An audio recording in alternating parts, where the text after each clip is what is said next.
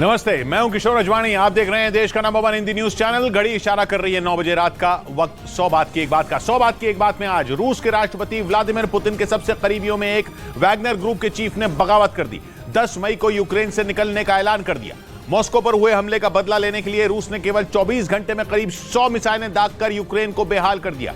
अफगानिस्तान और पाकिस्तान के आतंकियों का छोटे बच्चों को दहशतगर्दी की ट्रेनिंग देने का हैरान करने वाला वीडियो सामने आया और न्यूज 18 के एक सवाल का जवाब देते हुए विदेश मंत्री एस जयशंकर ने आतंकियों को पालने वाले पाकिस्तान को करारा जवाब देते हुए उससे पीओके को खाली करने का वक्त पूछ लिया।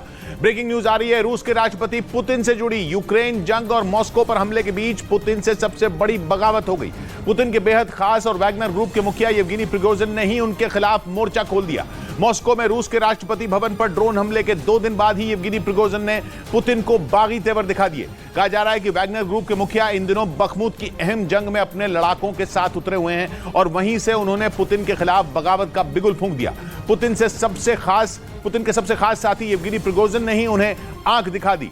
बुरी तरह भड़के हुए वैगनर ग्रुप के मुखिया ने साफ कह दिया कि वो अपने लड़ाकों को लेकर 10 मई को जंग से अलग हो जाएंगे।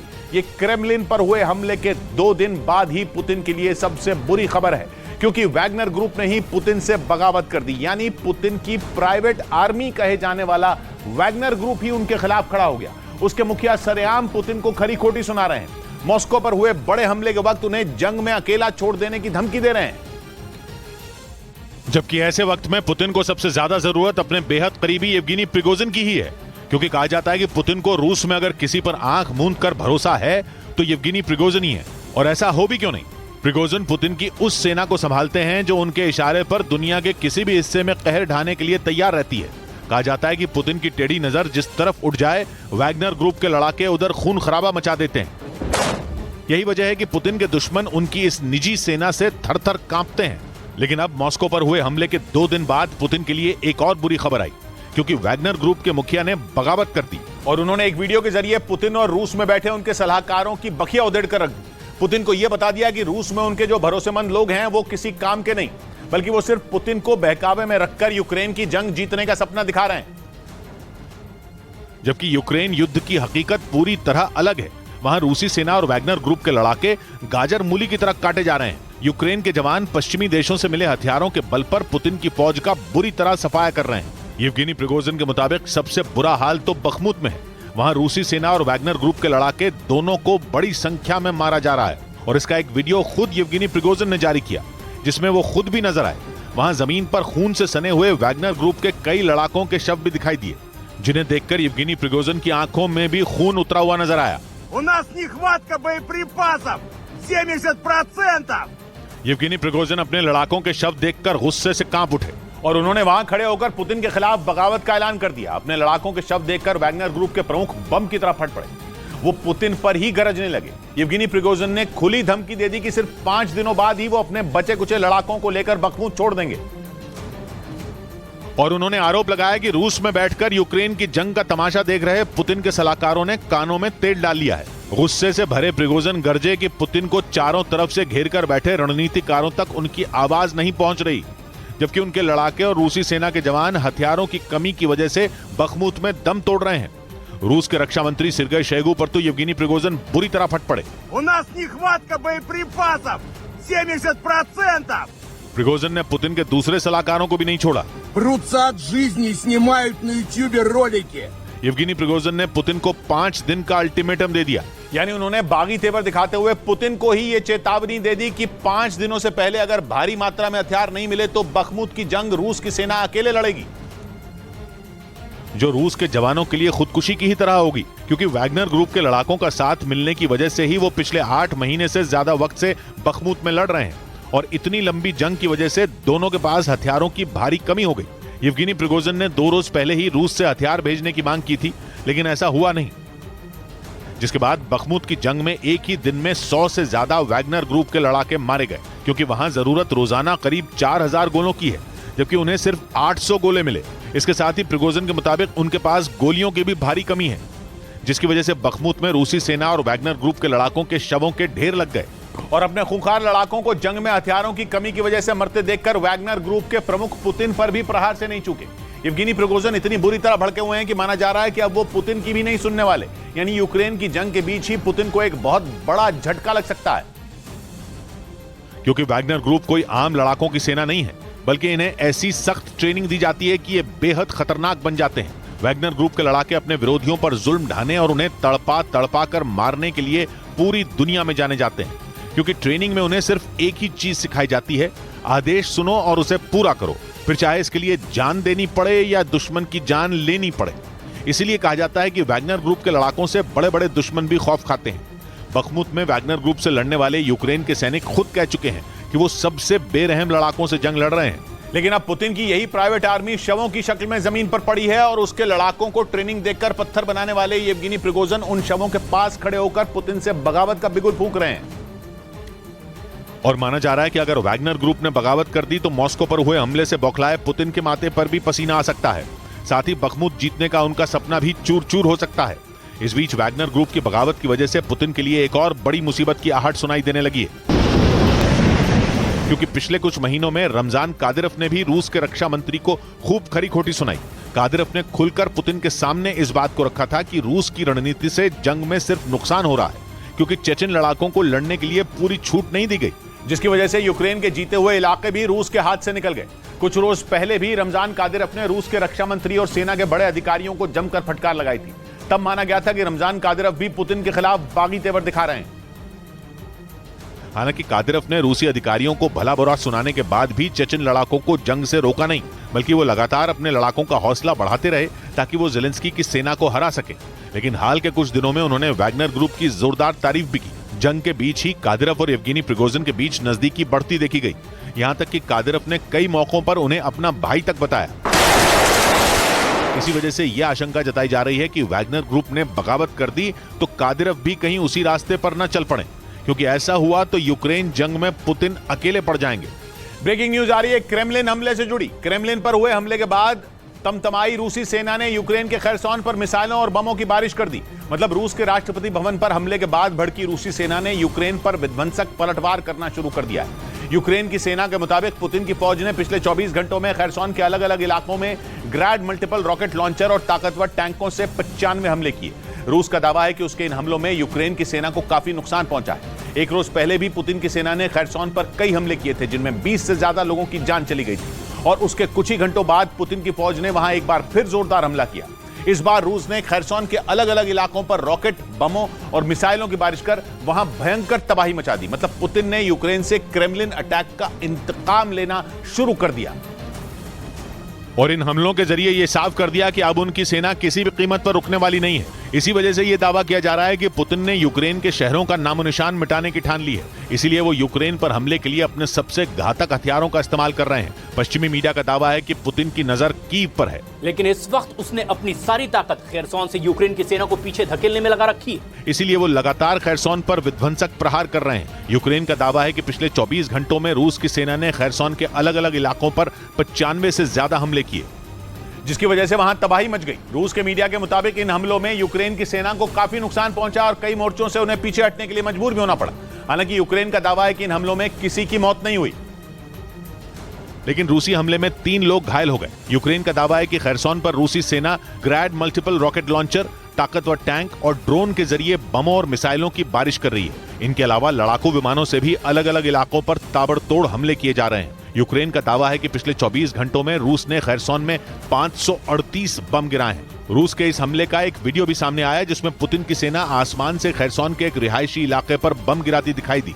जमीन से बमों के टकराते ही वहां जोरदार धमाके हुए और फिर पूरा इलाका धूल और धुएं के गुबार से ढक गया। और यूक्रेन का दावा है कि इसी तरह रूस की सेना ने खरसोन के कई रिहायशी इलाकों पर बम गिराए। यही नहीं, रूस के लड़ाकू विमानों और ड्रोन से खरसोन के कई पावर स्टेशनों को भी निशाना बनाया गया, जिसकी वजह से कई इलाकों की बत्ती गुल हो गई। पश्चिमी मीडिया के मुताबिक खरसोन के जिन इलाकों पर रूसी सेना हमले बोल रही है, उन पर पिछले साल अक्टूबर तक पुतिन की फौज का कब्जा था, लेकिन नवंबर में ज़ेलेंस्की के सैनिकों ने उन इलाकों से रूसी फौजियों को खदेड़ दिया। और इसी वजह से रूस की सेना खरसोन के उन इलाके को छीनने में जुटी है जहां पर यूक्रेन के सैनिक मजबूती से डटे हैं। एक रोज पहले भी रूस की सेना ने खरसोन के कुछ इलाकों पर ड्रोन अटैक किए थे। हमले में एक रेलवे स्टेशन और पावर स्टेशन समेत एक सुपरमार्केट तबाह हो गया था। यही नहीं, इन हमलों की वजह से 23 लोगों की मौत भी हो गई थी। मतलब क्रेमलिन पर हुए अटैक के बाद पुतिन की सेना ने खैरसोन को जीतने के लिए एक बार फिर हमले तेज कर दिए। पश्चिमी मीडिया का दावा है कि यूक्रेन से बदला लेने के नाम पर रूस की सेना वहां इससे भी बड़ा हमला कर सकती है, जिसकी भनक यूक्रेन को लग चुकी है। इसी वजह से यूक्रेन की सेना ने खैरसोन को खाली कराने का काम शुरू कर दिया।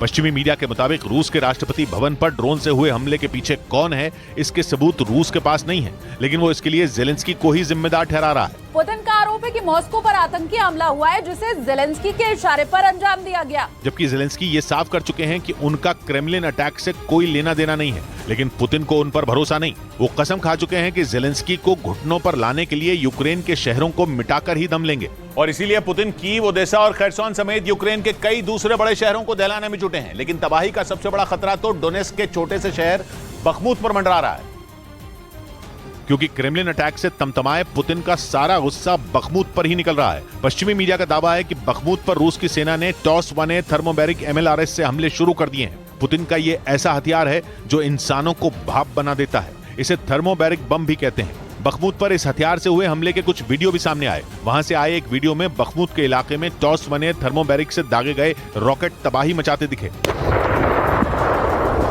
हमले के बाद वहां जोरदार धमाके हुए, जिससे पूरा इलाका थर्रा गया। इसके बाद वहां आग के बड़े बड़े गोले उठते दिखे, जिन्हें देखकर ऐसा लगा जैसे वहां कोई छोटा परमाणु बम गिर गया हो। यूक्रेन का दावा है कि रूस ने अपने इस ताकतवर हथियार से कई घंटों तक बखमुत के इलाके पर रॉकेट की बारिश की, जिससे पूरा इलाका दहल गया।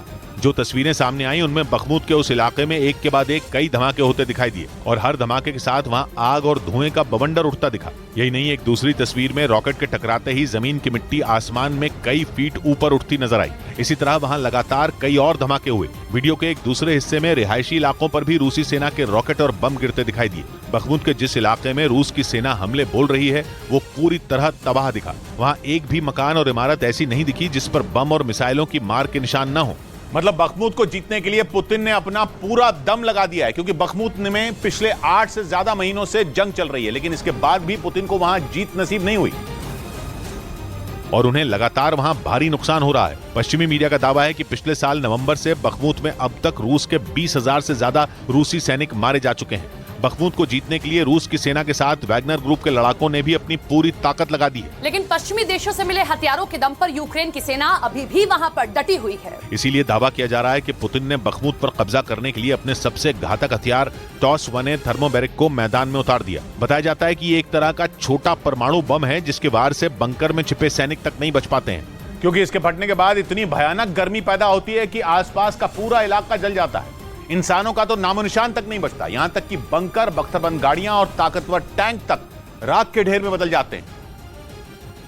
यानी पुतिन ने बखमुत में एक ऐसा विनाशकारी हथियार उतारा है जिसके आगे यूक्रेन की सेना का टिक पाना नामुमकिन है। एक्सपर्ट बताते हैं कि इंसान को भाप में बदलने की ताकत रखने वाले इस बम को थर्मोबैरिक फ्लेम थ्रोअर भी कहते हैं, यानी ऐसा हथियार जो दुश्मन पर आग उगलता है और विस्फोट के साथ इतनी ज्यादा गर्मी पैदा करता है जिसे सह पाना किसी के भी बूते के बाहर होता है। इसके धमाके से निकलने वाली शॉक वेव सैनिकों के फेफड़ों तक को फाड़ देती है और इसी वजह से रूस का दावा है कि उसके इस हथियार से युद्ध के मैदान में दुश्मन की किसी भी किलेबंदी को ध्वस्त किया जा सकता है। ब्रेकिंग न्यूज आ रही है यूक्रेन की राजधानी कीव से। वहां कीव के ऊपर मंडराते एक ड्रोन को मार गिराया गया है। पहले दावा किया जा रहा था कि यह रूस का ड्रोन है जो कीव के ऊपर हमले के इरादे से आया था, लेकिन बाद में इस बात का पर्दाफाश हुआ कि यह असल में यूक्रेन का ही ड्रोन था जो कंट्रोल से बाहर हो गया।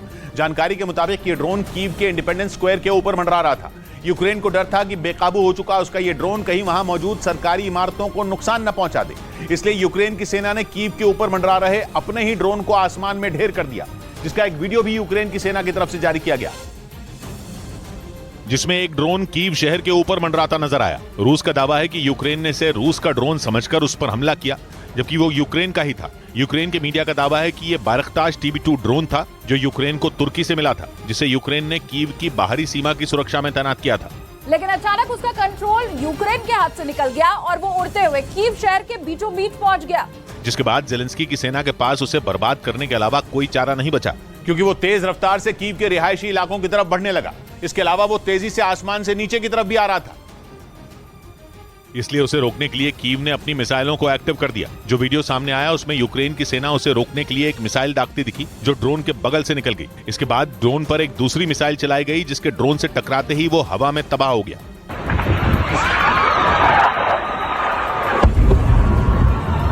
धमाके के साथ वहां आग का भयानक गोला उठा जिसे देखकर वहां मौजूद लोग घबरा गए। ड्रोन के जलते हुए पुर्जे की वजह से झाड़ियों में आग लग गई। बताया गया कि इस आग की चपेट में एक बिल्डिंग भी आ गई जिससे उसे काफी नुकसान हुआ। हालांकि बाद में इमारत में लगी आग को बुझा लिया गया। लेकिन क्रेमलिन पर हुए हमले के बाद पुतिन के करीबियों के दिल में लगी आग ठंडी नहीं हो रही है और इसीलिए अब वो यूक्रेन पर परमाणु अटैक कर देने की मांग उठा रहे हैं। पुतिन के करीबियों का कहना है कि जेलेंस्की को सबक सिखाने का अब मात्र एक ही रास्ता बचा है और वो है यूक्रेन पर परमाणु अटैक, यानी सबसे खतरनाक और महाविनाशक हथियार का इस्तेमाल। रूस के पूर्व उप प्रधानमंत्री और पुतिन के करीबी दिमित्री रोगोजिन का कहना है कि बीते 15 महीने से युद्ध लड़ने के बाद अब पुतिन के पास परमाणु हथियारों के इस्तेमाल के अलावा कोई दूसरा विकल्प नहीं बचा है।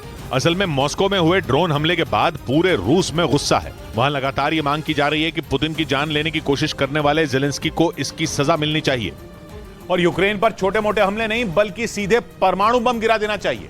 एक रोज पहले रूस की संसद के स्पीकर ने भी यही मांग की थी। लेकिन यूक्रेन पर पुतिन परमाणु बम पटक देंगे ये इतना आसान भी नहीं, क्योंकि परमाणु हमला होते ही तीसरा विश्व युद्ध शुरू हो जाएगा और पूरी दुनिया भयंकर जंग की आग में जल उठेगी। खतरा यह भी है कि युद्ध के दौरान यूक्रेन की मदद कर रहे पश्चिमी देश भी रूस पर परमाणु हमले से पलटवार करें। यानी जेलेंस्की और यूक्रेन को मिट्टी में मिलाने के चक्कर में रूस का भी बड़ा नुकसान हो जाएगा।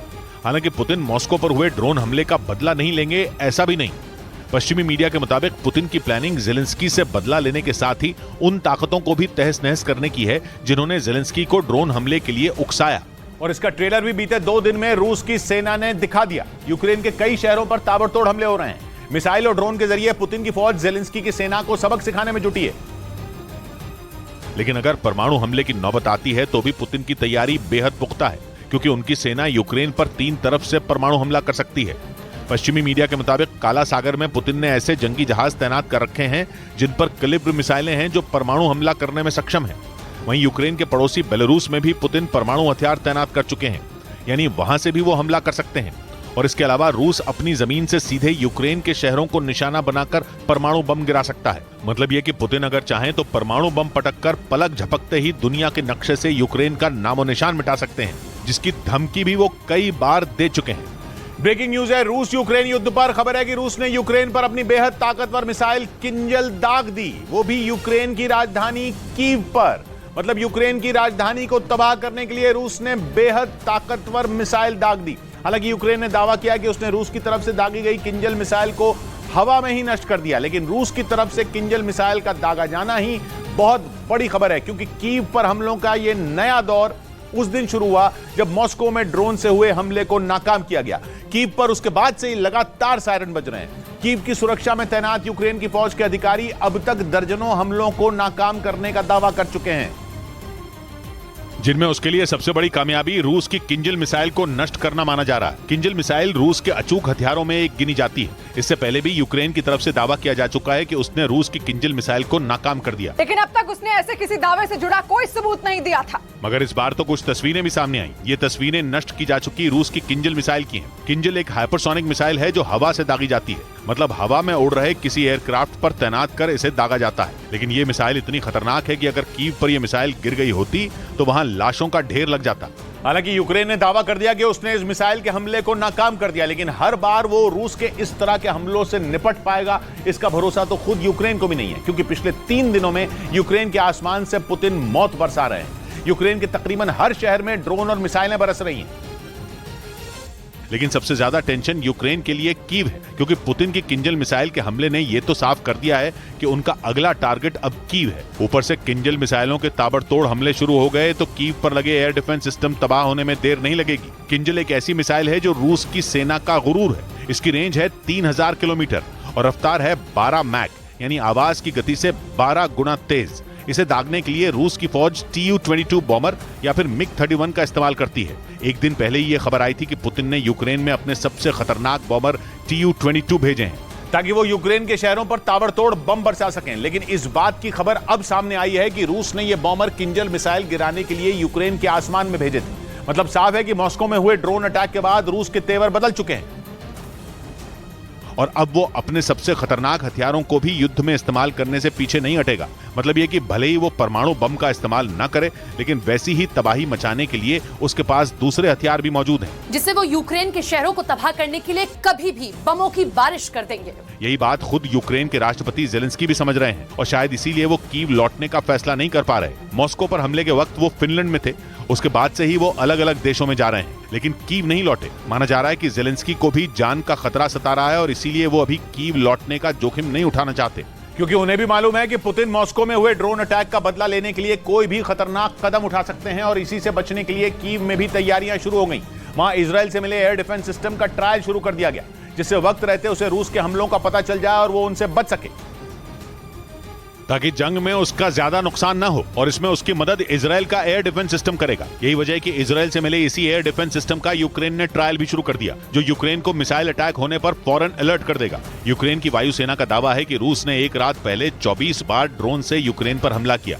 ऐसे में यूक्रेन का मानना है कि ये एयर डिफेंस सिस्टम उसे रूस के हमलों से बचने और उन्हें नाकाम करने में मददगार साबित होगा। यूक्रेन ने इजराइल से मिसाइल अटैक रोकने वाले एयर डिफेंस सिस्टम की मांग भी की थी, लेकिन उसने जेलेंस्की की इस मांग को नामंजूर कर दिया। उधर जर्मनी के मीडिया का दावा है कि यूक्रेन के राष्ट्रपति जेलेंस्की का बर्लिन दौरा सुरक्षा कारणों से रद्द हो सकता है। कहा जा रहा है कि जेलेंस्की की इस यात्रा का प्लान पहले ही लीक हो गया, जिस पर यूक्रेन ने नाराजगी जताई, क्योंकि इससे जेलेंस्की की सुरक्षा खतरे में पड़ सकती है। जर्मनी के मीडिया के मुताबिक जेलेंस्की की बर्लिन यात्रा का पूरा प्लान पहले ही सबको पता चल गया और तो और जर्मनी की तरफ से भी इस बात की घोषणा कर दी गई कि जेलेंस्की इस महीने के आखिर में बर्लिन की यात्रा करेंगे। जैसे ये खबर दुनिया को पता चली, यूक्रेन की खुफिया एजेंसियों के कान खड़े हो गए, क्योंकि वो पूरी दुनिया से ये बात छिपाना चाहते थे। इसकी सबसे बड़ी वजह यह है कि रूसी सेना जेलेंस्की पर हमले की ताक में बैठी है। और मॉस्को में 2 रोज पहले हुए ड्रोन अटैक के बाद तो जेलेंस्की पर खतरा काफी बढ़ चुका है, क्योंकि रूस ने इस हमले के लिए सीधे तौर पर जेलेंस्की को ही जिम्मेदार ठहराया, जिसकी वजह से जेलेंस्की का बाहर निकलना बेहद खतरनाक हो चुका है। उसकी जान पर हर वक्त खतरा मंडरा रहा है। पुतिन की सेना और उनकी खुफिया एजेंसियां हर वक्त जेलेंस्की पर हमले का मौका ढूंढ रही हैं। ऐसे में अगर वो पूरी दुनिया को बताकर जर्मनी की यात्रा करेंगे तो ये मौत को दावत देने जैसा होगा।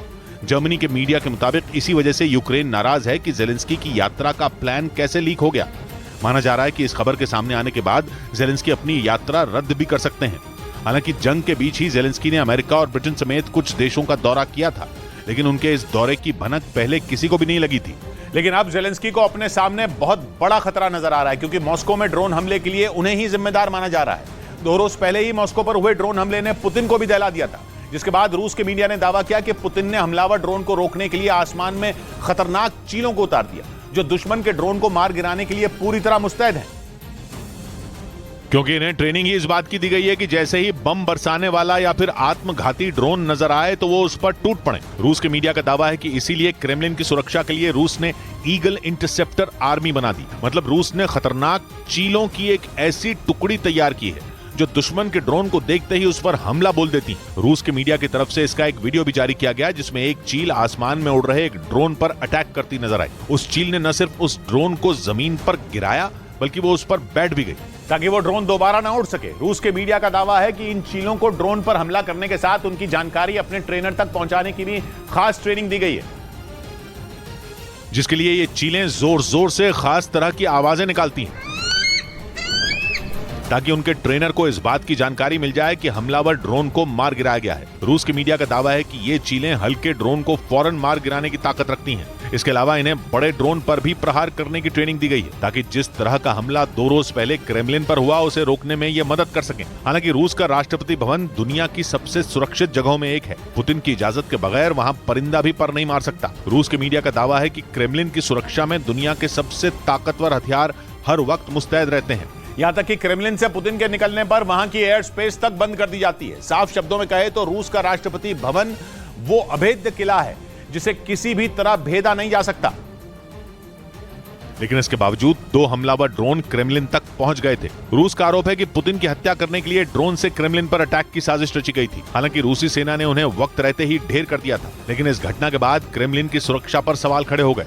कि मॉस्को तक किसी हमलावर ड्रोन का पहुंचना अपने आप में बहुत बड़ी बात है। रूस के मीडिया का दावा है कि क्रेमलिन की सुरक्षा को अभेद बनाने के लिए पुतिन ने आसमान में खतरनाक चीलों की फौज उतार दी ताकि किसी भी तरह दुश्मन का कोई भी ड्रोन क्रेमलिन के आसपास भी न फटक सके। क्योंकि अगर फिर मॉस्को पर 2 रोज पहले की ही तरह हमला होगा तो फिर रूस और अमेरिका में सीधी जंग छिड़ जाएगी। रूस तो पहले ही आरोप लगा रहा है कि ड्रोन हमले के पीछे अमेरिका ही है और इसीलिए रूस के उप विदेश मंत्री ने खुलकर बोल दिया कि अमेरिका और रूस के बीच जल्द ही सैन्य टकराव के हालात बन सकते हैं। दावा है कि क्रेमलिन पर हुए ड्रोन हमले ने दोनों देशों के रिश्तों में लगी आग में घी का काम किया, जिसकी वजह से अमेरिका और रूस के संबंध अब तक के सबसे खराब दौर में पहुंच गए। रूस के उप विदेश मंत्री सर्गेई एरिपकोव के मुताबिक रूस ये कोशिश करता आया है कि अमेरिका के साथ रिश्तों को बिगड़ने न दिया जाए, लेकिन उन्होंने आरोप लगाया कि अमेरिका के इशारे पर ही यूक्रेन लगातार उकसावे वाली कार्रवाई को अंजाम दे रहा है और अब तो उसने सारी हदें पार करते हुए अपने ड्रोन सीधे रूसी राष्ट्रपति के दफ्तर तक भेज दिए। यानी रूस के उप विदेश मंत्री ने सीधे सीधे क्रेमलिन हमले के लिए अमेरिका को कटघरे में खड़ा कर दिया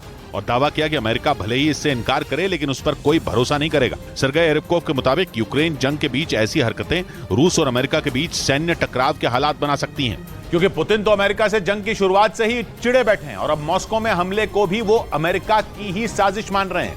साथ ही उन्हें इस बात का डर भी है कि कहीं फिर वैसा ही हमला ना हो जाए। इसीलिए रूस के मीडिया के मुताबिक क्रेमलिन पर ड्रोन हमले के बाद रूस के कई इलाकों में जीपीएस सिग्नल को जैम कर दिया गया। दावा है कि ऐसा ड्रोन हमलों को रोकने के लिए किया गया, क्योंकि राष्ट्रपति भवन पर ड्रोन हमले के बाद से ही रूस में डर का माहौल बना हुआ है। ऐसी आशंकाएं जताई जा रही हैं कि 9 मई को होने वाली विक्ट्री डे परेड से पहले यूक्रेन एक बार फिर रूस को दहलाने के लिए ड्रोन भेज सकता है। इसीलिए एहतियातन रूस की तरफ से कुछ बड़े फैसले लिए गए। माना जा रहा है कि रूस के कई शहरों में विक्ट्री डे परेड रद्द किए जाने की वजह भी यही है। इसके साथ ही यूक्रेन सीमा के करीब वाले रूसी इलाकों में सुरक्षा बढ़ाने के भी आदेश दे दिए गए। लेकिन इसी बीच 2 आत्मघाती ड्रोन का सीधे पुतिन के दफ्तर तक पहुंच जाना रूस के लिए किसी बुरे सपने से कम नहीं है, क्योंकि रूस में अब ये सवाल उठने शुरू हो गए हैं कि जब पुतिन खुद अपनी सुरक्षा के इंतजाम नहीं कर पा रहे तो लोगों की सुरक्षा कैसे कर पाएंगे। दावा है कि इसीलिए पुतिन अब कोई भी जोखिम उठाने के मूड में नहीं है और इसीलिए उन्होंने ड्रोन हमलों पर नकेल कसने का इंतजाम शुरू कर दिया। सैटेलाइटों को ट्रैक करने वाली जीपीएस जैम नाम की वेबसाइट के मुताबिक क्रेमलिन हमले के बाद रूस ने 15 इलाकों में जीपीएस सिग्नल जैम कर दिए, जिसका असर यह होगा कि इन इलाकों में ड्रोन अगर घुस भी गए तो वो अपना निशाना खोज नहीं पाएंगे, क्योंकि रक्षा विशेषज्ञों के मुताबिक किसी भी ड्रोन को हमले के लिए भेजने से पहले उसका टारगेट तय किया जाता है, जिसमें जीपीएस यानी ग्लोबल पोजिशनिंग सिस्टम की भूमिका सबसे अहम होती है, क्योंकि सही जीपीएस लोकेशन डालने के बाद ही ड्रोन सटीक निशाने पर हमला करता है। ये ठीक वैसे ही काम करता है जैसे आजकल एक जगह से दूसरी जगह पर जाने के लिए ऑनलाइन मैप का इस्तेमाल किया जाता है। दावा है कि सिग्नल जैम करने के बाद मॉस्को और उसके आसपास के कई इलाके जीपीएस से ओझल हो गए। ऐसे में अब वहां जो भी ड्रोन भेजे जाएंगे वो अपने टारगेट को ढूंढ नहीं पाएंगे। लेकिन एक तरफ रूस मॉस्को की सुरक्षा पुख्ता करने में जुटा है तो दूसरी तरफ उसके दूसरे शहरों को निशाना बनाया जा रहा है। रूस के मीडिया ने दावा किया कि यूक्रेन ने एक बार फिर रूस की ऑयल रिफाइनरी पर ड्रोन से हमला कर दिया। इस हमले के बाद का एक वीडियो भी जारी किया गया, जिसमें कृष्णादार प्रांत में मौजूद उस ऑयल रिफाइनरी से धुएं के गुबार के साथ साथ आग की ऊंची लपटें भी उठती नजर आईं। रूस के मीडिया के मुताबिक एक रोज पहले भी यूक्रेन की सेना ने इसी रिफाइनरी को निशाना बनाया था। तब भी वहां एक आत्मघाती ड्रोन गिरा था, जिसकी वजह से भीषण आग लग गई थी। हालांकि दोनों बार आग को वक्त रहते बुझा लिया गया, जिसकी वजह से किसी के भी घायल होने की खबर नहीं आई। ये ऑयल रिफाइनरी रूस के कृष्णादार प्रांत में मौजूद है, जो काला सागर के करीब है। क्राइमिया से भी इसकी दूरी ज्यादा नहीं है और जेलेंस्की लंबे अरसे से क्राइमिया को पुतिन से छीन लेने की चेतावनी देते आए हैं। दावा है कि इसीलिए यूक्रेन की सेना वहां लगातार अपने ड्रोन भेजती रहती है। इधर यूक्रेन के डोनेस्क में रूस और यूक्रेन के ड्रोन आसमान में भिड़ गए। रूस की सेना की तरफ से इसका एक वीडियो भी जारी किया गया, जिसमें यूक्रेन और रूस के ड्रोन आपस में टकराते नजर आए। जो वीडियो सामने आया उसमें यूक्रेन का एक ड्रोन आसमान में उड़ता दिखाई दिया, जिस पर हमला करने के लिए रूस का ड्रोन उस पर निशाना साधता दिखा। जैसे ही यूक्रेन के सैनिकों को इस बात की खबर मिली कि दुश्मन उनके ड्रोन पर हमला करने की फिराक में है, वो अपने ड्रोन को इधर उधर भगाने लगे, जिससे रूस का ड्रोन उनके ड्रोन पर हमला करने में कामयाब नहीं हो पाया और इसी का फायदा उठाते हुए यूक्रेन का ड्रोन रूस के ड्रोन के करीब आ गया। तभी दोनों की आसमान में भिड़ंत हो गई। रूस ने दावा किया कि उसने यूक्रेन के ड्रोन को आसमान में मार गिराया, वहीं यूक्रेन की सेना ने इस दावे को खारिज कर दिया। उधर क्रेमलिन पर हमले के बाद अब रूस को यूक्रेन के जापोरिजिया परमाणु प्लांट पर हमले का खौफ सता रहा है। पश्चिमी मीडिया के मुताबिक रूस को डर है कि परमाणु प्लांट के करीब यूक्रेन का एक डैम कभी भी टूट सकता है और अगर ऐसा हुआ तो ऐसी तबाही आएगी जिसके बारे में किसी ने कभी सोचा नहीं होगा। असल में जापोरिजिया परमाणु प्लांट दक्षिणी यूक्रेन में नीप्रो नदी के किनारे बना है और यूक्रेन के नोवा कखोवका डैम से इसकी दूरी करीब 153 किलोमीटर है। अगर ये डैम टूटता है तो एक झटके में पानी का ऐसा सैलाब आएगा कि सब कुछ तबाह हो जाएगा। बहाव इतना तेज होगा कि डैम में जापोरिजिया परमाणु प्लांट तक पानी को पहुंचने में महज कुछ घंटे ही लगेंगे। यानी संभलने का मौका बिल्कुल नहीं मिलेगा। यूक्रेन में मौजूद जापोरिजिया परमाणु प्लांट पर रूसी सेना ने पिछले साल ही कब्जा कर लिया था। यूक्रेन के सैनिकों ने लाख कोशिश कर ली, लेकिन वहां से पुतिन की सेना को नहीं हटा सके। लेकिन अब पुतिन की फौज को डैम के टूटने से आने वाली तबाही का डर सताने लगा है, क्योंकि युद्ध के दौरान डैम के कई हिस्सों को नुकसान पहुंचा है और वो बेहद कमजोर हो चुका है। खतरा इस बात का है कि अगर नोवा कखोवका डैम टूटा तो जापोरिजिया परमाणु प्लांट तो तबाह होगा ही, इसके साथ यूक्रेन के 80 से ज्यादा कस्बे और सैकड़ों गांव पानी के तेज सैलाब में बह जाएंगे। सबसे ज्यादा तबाही खैरसोन में होगी, जो रणनीतिक रूप से बहुत महत्वपूर्ण है, क्योंकि वहां के कुछ इलाकों पर अब भी रूस का कब्जा है। मतलब ये कि डैम टूटने से यूक्रेन में तबाही तो आएगी, लेकिन पुतिन का भी बड़ा नुकसान होगा, क्योंकि जिस जापोरिजिया परमाणु प्लांट पर कब्जा करने के लिए उनकी सेना ने भयंकर युद्ध किया, वो पानी के बहाव से एक झटके में छिन जाएगा। इस बीच तुर्की की राजधानी अंकारा में एक बैठक के दौरान यूक्रेन के झंडे के अपमान पर जेलेंस्की के एक सांसद ने रूस के प्रतिनिधि को घूंसा मार दिया।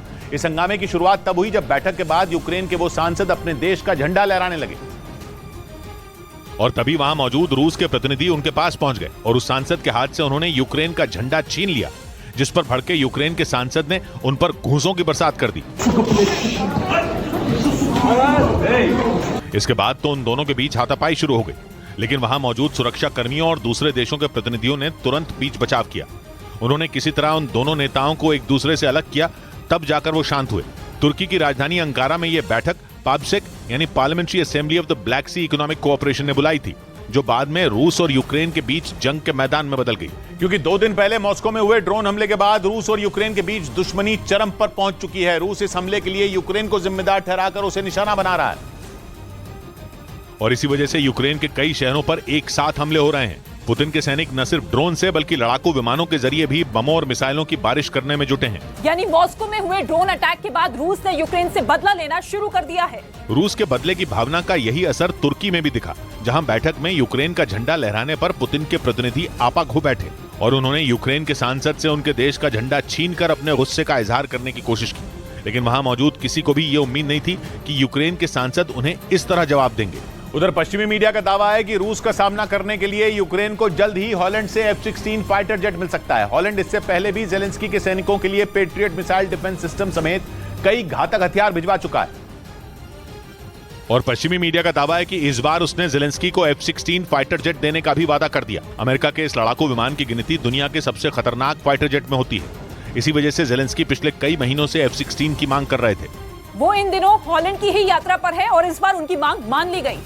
यानी हॉलैंड जल्द ही यूक्रेन को F-16 लड़ाकू विमानों की सप्लाई करेगा, जो चौथी पीढ़ी का खतरनाक फाइटर जेट है। इस लड़ाकू विमान को 9 मिसाइलों और कई दूसरे हथियारों से लैस किया जा सकता है। इसके जरिए हवा से जमीन और एंटीशिप मिसाइलें भी बरसाई जा सकती हैं। F-16 की सबसे बड़ी खासियत इसकी रफ्तार है।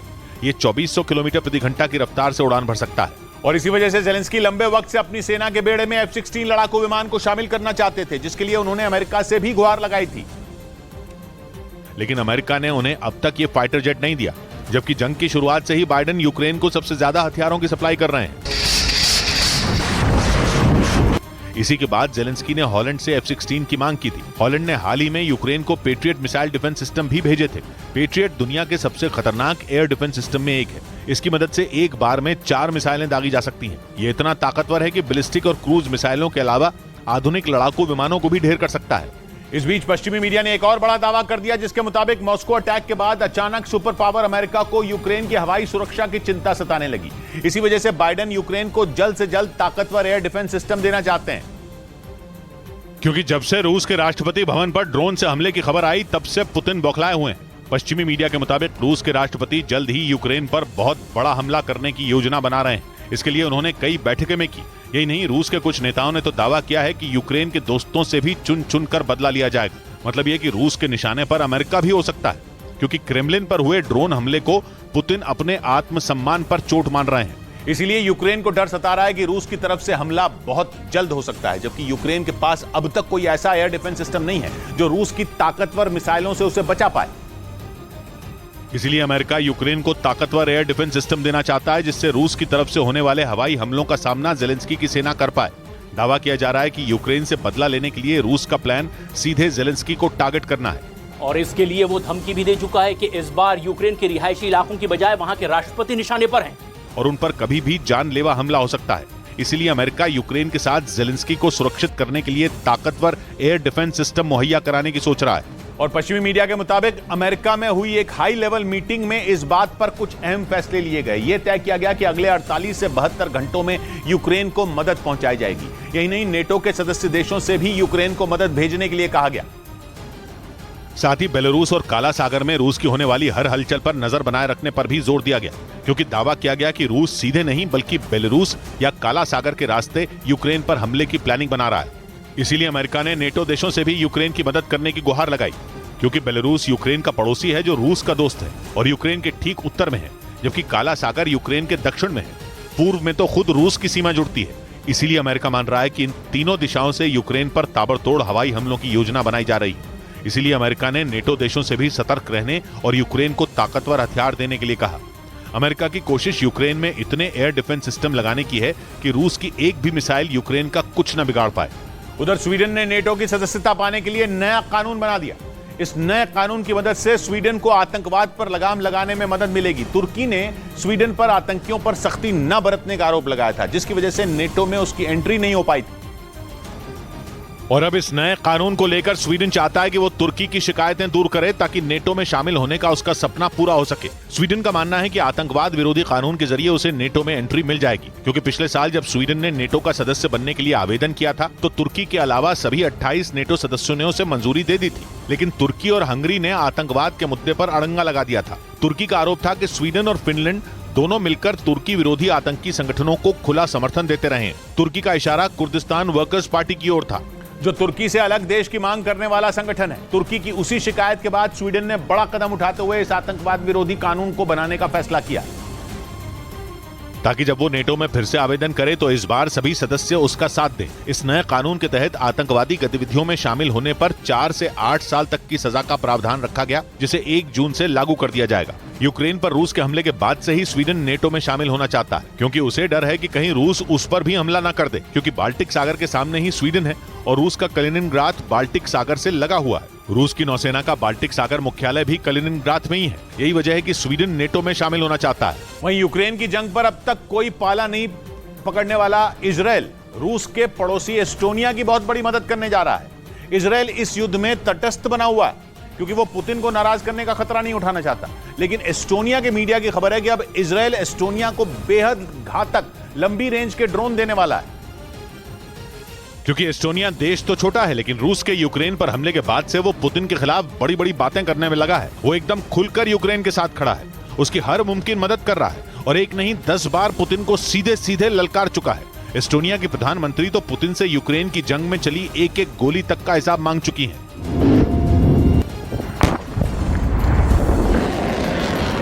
इस वजह से एस्टोनिया पुतिन की हिट लिस्ट में शामिल है और पुतिन के दुश्मन को ड्रोन देकर इजरायल पुतिन के गुस्से का शिकार हो सकता है। क्योंकि खबर है कि इजरायल एस्टोनिया को आत्मघाती ड्रोन देने जा रहा है, यानी ऐसा ड्रोन जिसे अपने टारगेट को तबाह करने के लिए अलग से बारूद की जरूरत नहीं होती, क्योंकि वो खुद आसमान में उड़ता बारूद होता है जो अपने टारगेट पर क्रैश होकर फट जाता है। यानी न शिकार बचता है और न खुद शिकारी। जंग में जब किसी इलाके में दुश्मन के होने का सिर्फ शक हो तो आत्मघाती ड्रोन वहां सीधे धावा नहीं बोल देता। लॉन्च होने के बाद वो उस इलाके में ही इंतजार कर सकता है और जब शक पुख्ता हो जाए तभी वो दुश्मन के ठिकाने पर फटता है। ये एक क्षमता आत्मघाती ड्रोन को काफी घातक बना देती है और तो और वो छोटा भी होता है और क्रूज मिसाइल के मुकाबले आसानी से लॉन्च भी हो जाता है। खबर है कि इजरायल एस्टोनिया को अपना जो मिनी हेरोप सिस्टम देने जा रहा है उसकी रेंज 50 किलोमीटर है और वो तो 2 घंटे तक अपने टारगेट के ऊपर मंडरा सकता है और उसे डिटेक्ट करना भी मुश्किल होगा। ऐसे ड्रोन को पाकर एस्टोनिया की ताकत काफी बढ़ जाएगी, जो कि रूस का सिरदर्द बन सकती है, क्योंकि एस्टोनिया रूस से सिर्फ सीमा ही साझा नहीं करता बल्कि दोनों देशों का रिश्ता और इतिहास काफी पुराना है। लेकिन इतिहास को धता बताते हुए एस्टोनिया अब रूस के विरोधी खेमे में शामिल हो चुका है। वो नेटो का हिस्सा है, यानी वो रूस के दुश्मनों के साथ खड़ा है और यूक्रेन की मदद पर मदद करने में लगा है। यही बात रूस के लिए बर्दाश्त करना मुश्किल है, क्योंकि यहाँ रूस के गुरूर की बात है। इसकी वजह यह है कि एस्टोनिया 1991 तक सोवियत संघ का हिस्सा था और पहले विश्व युद्ध तक वो रूस के साम्राज्य में आता था। यानी बात ज्यादा पुरानी नहीं है। बहुत ताजा वक्त तक एस्टोनिया रूस का ही हिस्सा हुआ करता था और इसी वजह से वहां की 13 लाख की जनसंख्या में करीब 1/4 आबादी रूसी मूल की है। ऐसे में पुतिन इतनी आसानी से एस्टोनिया को अपने हाथ से जाने नहीं देंगे। उधर इजराइल की सेना ने एक बार फिर अपने कब्जे वाले वेस्ट बैंक में जबरदस्त कार्रवाई कर दी और इजराइल के नागरिकों की हत्या करने वाले फिलिस्तीन के चरमपंथी संगठन हमास के 3 लड़ाकों को मार गिराया। इजराइल ने इस मुठभेड़ का बाकायदा वीडियो जारी किया, जिसमें इजराइल की स्पेशल फोर्स आरोपियों के इलाके में घुसती दिखी। वो एक दरवाजे को जोर जोर से पीटती नजर आई, लेकिन जब कोई सामने नहीं आया तो धमाका करके ही दरवाजा खोल दिया गया। इसके बाद तो ऐसा एनकाउंटर शुरू हुआ कि कभी इधर से गोली चली तो कभी उधर से। इजराइल ने बताया कि मरने वाले हमास के लड़ाकों ने पिछले महीने 3 इजरायलियों की हत्या की थी। लेकिन जिस वक्त इजराइल हमास के लड़ाकों को ठिकाने लगा रहा था, करीब करीब उसी वक्त उसका दुश्मन ईरान उसके पड़ोस में ही हमास के बड़े बड़े नेताओं से मिल रहा था। जहां ईरान ने इजराइल के जल्द खात्मे की भविष्यवाणी भी कर दी। ईरान हमेशा फिलिस्तीन के साथ खड़ा रहा है, इसलिए वो फिलिस्तीन के चरमपंथी संगठन हमास को हथियार भी देता है और पैसा भी। हमास के नेताओं से बात करते हुए भी ईरान के राष्ट्रपति इब्राहिम रईसी ने कहा कि मुसलमानों को इस जंग में अपनी पूरी ताकत झोंक देनी चाहिए ताकि इजराइल को जल्द हराया जा सके और फिलिस्तीनियों को उनका हक दिलाया जा सके। लेकिन इजराइल के लिए इससे भी बड़े खतरे की बात यह है कि ईरान के राष्ट्रपति ने हमास के नेताओं से यह मुलाकात सीरिया में की, क्योंकि सीरिया इजराइल का पड़ोसी है, लेकिन दोनों की बिल्कुल नहीं बनती। वहीं इजराइल का दुश्मन ईरान सीरिया का बहुत अच्छा दोस्त है और ऊपर से इजराइल को ईरान के परमाणु प्रोग्राम का भी डर सता रहा है। इस बार तो उसने बहुत खतरनाक दावा कर दिया। इजराइल के रक्षा मंत्री ने कहा कि ईरान ने इतना यूरेनियम जुटा लिया है कि वो एक नहीं बल्कि 5 परमाणु बम बना सकता है, जो कि अगर बन गए तो ईरान से निपटना लगभग नामुमकिन हो जाएगा। इजराइल आज से नहीं बल्कि कई साल से ईरान पर चोरी छिपे परमाणु हथियार बनाने का आरोप लगा रहा है और फरवरी में तो उसने कसम खा ली थी कि वो किसी भी कीमत पर ईरान को परमाणु बम नहीं बनाने देगा, क्योंकि अगर ईरान ने परमाणु बम बना लिया तो हो सकता है कि उसका पहला टेस्ट इजराइल पर ही हो। ईरान और इजराइल की दुश्मनी अब जंग की दहलीज पर पहुंच चुकी है और पिछले महीने अल अक्सा मस्जिद में इजराइल की पुलिस के घुसने के बाद से तो ईरान एकदम एक्शन में है। हालांकि इजराइल के पास भी परमाणु हथियार हैं, लेकिन अगर ईरान के पास भी ये ताकत आ गई तो इजराइल के लिए उससे भिड़ना मुश्किल हो जाएगा। इसलिए वो दुनिया को ईरान के परमाणु प्रोग्राम के खिलाफ एकजुट करने में लगा है और उसके साथ उसका दोस्त अमेरिका भी है। यही वजह रही कि ईरान के राष्ट्रपति इब्राहिम रईसी के सीरिया पहुंचने पर अमेरिका भड़क गया।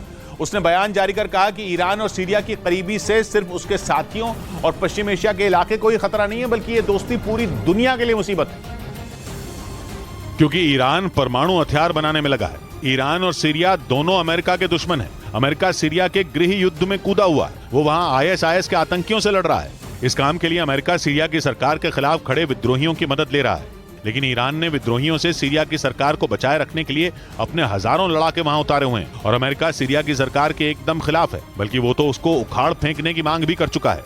अमेरिका की परेशानी यह है कि ईरान सीरिया के लिए ऐसी तगड़ी लॉबिंग करने में लगा है कि अब मुस्लिम देश अलग थलग पड़े सीरिया से रिश्ते बहाल करने के लिए राजी होने लगे हैं। सऊदी अरब जैसा अमेरिका का पुराना दोस्त तक सीरिया से दोस्ती बढ़ाता दिख रहा है। पिछले महीने 2011 के बाद पहली बार सीरिया के विदेश मंत्री सऊदी अरब गए थे, जिससे अमेरिका और इजराइल को तगड़ा झटका लगा था। लेकिन इजराइल के लिए यह अकेली मुसीबत नहीं है, बल्कि इस नाजुक वक्त में उसके लिए एक और परेशानी खड़ी हो गई। इजराइल की मीडिया ने दावा किया कि उसका रक्षा कवच कहा जाने वाला आयरन डोम अचानक खराब हो गया, जिसके बाद गाजा पट्टी से दागी गई कई मिसाइलों ने वहां हड़कंप मचा दिया, क्योंकि इजराइल का गुरूर यानी आयरन डोम उन्हें रोकने में नाकाम रहा और मिसाइलें आकर सीधे इजराइल के रिहायशी इलाकों में गिरी।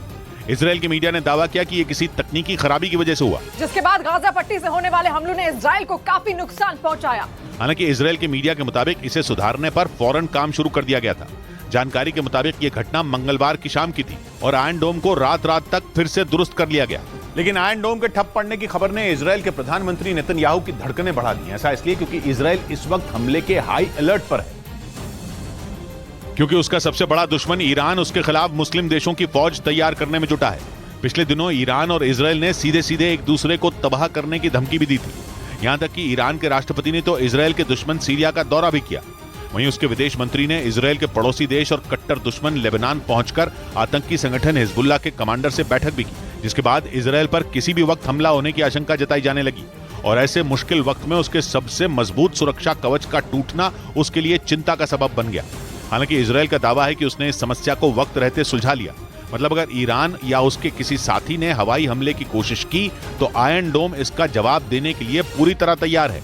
उधर ताइवान ने हमले की आशंका को देखते हुए अपने नागरिकों को अभी से अलर्ट कर दिया, क्योंकि उसे इस बात का डर सता रहा है कि चीन अगले कुछ दिनों में उस पर हवाई हमला कर सकता है। और ऐसा हुआ तो लाखों लोगों की जान जाने का खतरा होगा। यही वजह है कि ताइवान की सरकार वहां लोगों को तैयार करने में जुट गई, जिसके लिए वहां हमले से निपटने की ड्रिल भी की गई। जिसके बाद राहत और बचाव दल के लोगों ने एक ऐसी बिल्डिंग से लोगों को बाहर निकाला जो मिसाइल हमले की वजह से बर्बाद हो गई थी। 这一次整个演习的想定就是以如果台北市发生战事， इस दौरान वहां इस बात की प्रैक्टिस भी की गई कि अगर राहत चलती बसों को चीन ने निशाना बनाया तो उससे कैसे निपटा जाए। इसके लिए बाकायदा 2 बसों पर हमले किए गए और फिर उनसे लोगों को बाहर निकाला गया। इस बीच रूस ने ज़ेलेंस्की की सेना पर अपनी घातक तोपों से किए गए ताबड़तोड़ हमले का वीडियो जारी किया, जिसमें उसके सैनिक एक घने जंगल में छिपकर हमला करते नजर आए।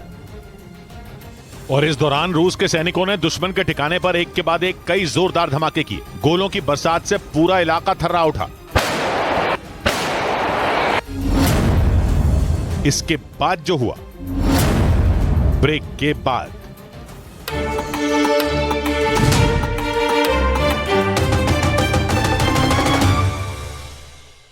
क्रेमलिन अटैक का इंतकाम लेना शुरू कर दिया और इन हमलों के जरिए यह साफ कर दिया कि अब उनकी सेना किसी भी कीमत पर रुकने वाली नहीं है। इसी वजह से यह दावा किया जा रहा है कि पुतिन ने यूक्रेन के शहरों का नामो निशान मिटाने की ठान ली है। इसीलिए वो यूक्रेन पर हमले के लिए अपने सबसे घातक हथियारों का इस्तेमाल कर रहे हैं। पश्चिमी मीडिया का दावा है कि पुतिन की नजर कीव पर है, लेकिन इस वक्त उसने अपनी सारी ताकत खेरसोन से यूक्रेन की सेना को पीछे धकेलने में लगा रखी है। इसीलिए वो लगातार खेरसोन पर विध्वंसक प्रहार कर रहे हैं। यूक्रेन का दावा है कि पिछले 24 घंटों में रूस की सेना ने खेरसोन के अलग अलग इलाकों पर 95 से ज्यादा हमले किए।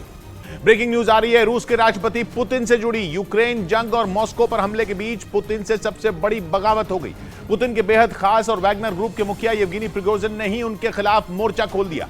मॉस्को में रूस के राष्ट्रपति भवन पर ड्रोन हमले के 2 दिन बाद ही येवगेनी प्रिगोजिन ने पुतिन को बागी तेवर दिखा दिए। कहा जा रहा है कि वैगनर ग्रुप के मुखिया इन दिनों बखमुत की अहम जंग में अपने लड़ाकों के साथ उतरे हुए हैं और वहीं से उन्होंने पुतिन के खिलाफ बगावत का बिगुल फूंक दिया। पुतिन के सबसे खास साथी येवगेनी प्रिगोजिन ने ही उन्हें आंख दिखा दी। बुरी तरह भड़के हुए वैगनर ग्रुप के मुखिया ने साफ कह दिया कि वो अपने लड़ाकों को लेकर 10 मई को जंग से अलग हो जाएंगे। ये क्रेमलिन पर हुए हमले के 2 दिन बाद ही पुतिन के लिए सबसे बुरी खबर है, क्योंकि वैगनर ग्रुप ने ही पुतिन से बगावत कर दी। यानी पुतिन की प्राइवेट आर्मी कहे जाने वाला वैगनर ग्रुप ही उनके खिलाफ खड़ा हो गया। उसके मुखिया सरेआम पुतिन को खरी खोटी सुना रहे हैं। मॉस्को पर हुए बड़े हमले के वक्त उन्हें जंग में अकेला छोड़ देने की धमकी दे रहे हैं। जबकि ऐसे वक्त में पुतिन को सबसे ज्यादा जरूरत अपने बेहद करीबी येवगेनी प्रिगोजिन की ही है, क्योंकि कहा जाता है कि पुतिन को रूस में अगर किसी पर आंख मूंद कर भरोसा है तो येवगेनी प्रिगोजिन ही है। और ऐसा हो भी क्यों नहीं। प्रिगोजिन पुतिन की उस सेना को संभालते हैं जो उनके इशारे पर दुनिया के किसी भी हिस्से में कहर ढाने के लिए तैयार रहती है। कहा जाता है कि पुतिन की टेढ़ी नजर जिस तरफ उठ जाए, वैगनर ग्रुप के लड़ाके उधर खून खराबा मचा देते हैं। यही वजह है कि पुतिन के दुश्मन उनकी इस निजी सेना से थर थर कांपते हैं। लेकिन अब मॉस्को पर हुए हमले के 2 दिन बाद पुतिन के लिए एक और बुरी खबर आई, क्योंकि वैगनर ग्रुप के मुखिया ने बगावत कर दी और उन्होंने एक वीडियो के जरिए पुतिन और रूस में बैठे उनके सलाहकारों की बखिया उधेड़ कर रख दी। पुतिन को यह बता दिया कि रूस में उनके जो भरोसेमंद लोग हैं वो किसी काम के नहीं, बल्कि वो सिर्फ पुतिन को बहकावे में रखकर यूक्रेन की जंग जीतने का सपना दिखा रहे हैं। जबकि यूक्रेन युद्ध की हकीकत पूरी तरह अलग है। वहां रूसी सेना और वैगनर ग्रुप के लड़ाके गाजर मूली की तरह काटे जा रहे हैं। यूक्रेन के जवान पश्चिमी देशों से मिले हथियारों के बल पर पुतिन की फौज का बुरी तरह सफाया कर रहे हैं। येवगेनी प्रिगोजिन के मुताबिक सबसे बुरा हाल तो बखमुत में है। वहां रूसी सेना और वैगनर ग्रुप के लड़ाके दोनों को बड़ी संख्या में मारा जा रहा है और इसका एक वीडियो खुद येवगेनी प्रिगोजिन ने जारी किया, जिसमें वो खुद भी नजर आए। वहां जमीन पर खून से सने हुए वैगनर ग्रुप के कई लड़ाकों के शव भी दिखाई दिए, जिन्हें देखकर येवगेनी प्रिगोजिन की आंखों में भी खून उतरा हुआ नजर आया। У нас нехватка боеприпасов! 70%! येवगेनी प्रिगोजिन अपने लड़ाकों के शव देखकर गुस्से से कांप उठे और उन्होंने वहां खड़े होकर पुतिन के खिलाफ बगावत का ऐलान कर दिया। अपने लड़ाकों के शव देखकर वैगनर ग्रुप के प्रमुख बम की तरह फट पड़े। वो पुतिन पर ही गरजने लगे। येवगेनी प्रिगोजिन ने खुली धमकी दे दी कि सिर्फ 5 दिनों बाद ही वो अपने बचे कुचे लड़ाकों को लेकर बखमुत छोड़ देंगे। और उन्होंने आरोप लगाया कि रूस में बैठकर यूक्रेन की जंग का तमाशा देख रहे पुतिन के सलाहकारों ने कानों में तेल डाल लिया है। गुस्से से भरे प्रिगोजिन गरजे कि पुतिन को चारों तरफ से घेर कर बैठे रणनीतिकारों तक उनकी आवाज नहीं पहुंच रही, जबकि उनके लड़ाके और रूसी सेना के जवान हथियारों की कमी की वजह से बखमुत में दम तोड़ रहे हैं। रूस के रक्षा मंत्री सेर्गेई शोइगु पर तो येवगेनी प्रिगोजिन बुरी तरह फट पड़े। У нас нехватка боеприпасов! 70%! प्रिगोजिन ने पुतिन के दूसरे सलाहकारों को भी नहीं छोड़ा। Прутся от жизни и снимают на ютубе ролики. येवगेनी प्रिगोजिन ने पुतिन को 5 दिन का अल्टीमेटम दे दिया। यानी उन्होंने बागी तेवर दिखाते हुए पुतिन को ही यह चेतावनी दे दी कि 5 दिनों से पहले अगर भारी मात्रा में हथियार नहीं मिले तो बखमुत की जंग रूस की सेना अकेले लड़ेगी, जो रूस के जवानों के लिए खुदकुशी की ही तरह होगी, क्योंकि वैगनर ग्रुप के लड़ाकों का साथ मिलने की वजह से ही वो पिछले 8 महीने से ज्यादा वक्त से बखमुत में लड़ रहे हैं और इतनी लंबी जंग की वजह से दोनों के पास हथियारों की भारी कमी हो गई। येवगेनी प्रिगोजिन ने 2 रोज पहले ही रूस से हथियार भेजने की मांग की थी, लेकिन ऐसा हुआ नहीं, जिसके बाद बखमुत की जंग में एक ही दिन में 100 से ज्यादा वैगनर ग्रुप के लड़ाके मारे गए, क्योंकि वहां जरूरत रोजाना करीब 4000 गोलों की है, जबकि उन्हें सिर्फ 800 गोले मिले। इसके साथ ही प्रिगोजिन के मुताबिक उनके पास गोलियों की भी भारी कमी है, जिसकी वजह से बखमुत में रूसी सेना और वैगनर ग्रुप के लड़ाकों के शवों के ढेर लग गए। और अपने खूंखार लड़ाकों को जंग में हथियारों की कमी की वजह से मरते देखकर वैगनर ग्रुप के प्रमुख पुतिन पर भी प्रहार से नहीं चूके। येवगेनी प्रिगोजिन इतनी बुरी तरह भड़के हुए हैं कि माना जा रहा है कि अब वो पुतिन की भी नहीं सुनने वाले, यानी यूक्रेन की जंग के बीच ही पुतिन को एक बहुत बड़ा झटका लग सकता है। क्योंकि वैगनर ग्रुप कोई आम लड़ाकों की सेना नहीं है, बल्कि इन्हें ऐसी सख्त ट्रेनिंग दी जाती है कि ये बेहद खतरनाक बन जाते हैं। वैगनर ग्रुप के लड़ाके अपने विरोधियों पर जुल्म ढाने और उन्हें तड़पा कर मारने के लिए पूरी दुनिया में जाने जाते हैं, क्योंकि ट्रेनिंग में उन्हें सिर्फ एक ही चीज सिखाई जाती है, आदेश सुनो और उसे पूरा करो, फिर चाहे इसके लिए जान देनी पड़े या दुश्मन की जान लेनी पड़े। इसीलिए कहा जाता है कि वैगनर ग्रुप के लड़ाकों से बड़े बड़े दुश्मन भी खौफ खाते हैं। बखमुत में वैगनर ग्रुप से लड़ने वाले यूक्रेन के सैनिक खुद कह चुके हैं कि वो सबसे बेरहम लड़ाकों से जंग लड़ रहे हैं। लेकिन अब पुतिन की यही प्राइवेट आर्मी शवों की शक्ल में जमीन पर पड़ी है और उसके लड़ाकों को ट्रेनिंग देकर पत्थर बनाने वाले येवगेनी प्रिगोजिन उन शवों के पास खड़े होकर पुतिन से बगावत का बिगुल फूंक रहे हैं। और माना जा रहा है कि अगर वैगनर ग्रुप ने बगावत कर दी तो मॉस्को पर हुए हमले से बौखलाए पुतिन के माथे पर भी पसीना आ सकता है। साथ ही बखमुत जीतने का उनका सपना भी चूर चूर हो सकता है। इस बीच वैगनर ग्रुप की बगावत की वजह से पुतिन के लिए एक और बड़ी मुसीबत की आहट सुनाई देने लगी है, क्योंकि पिछले कुछ महीनों में रमजान कादिरोव ने भी रूस के रक्षा मंत्री को खूब खरी खोटी सुनाई। कादिरोव ने खुलकर पुतिन के सामने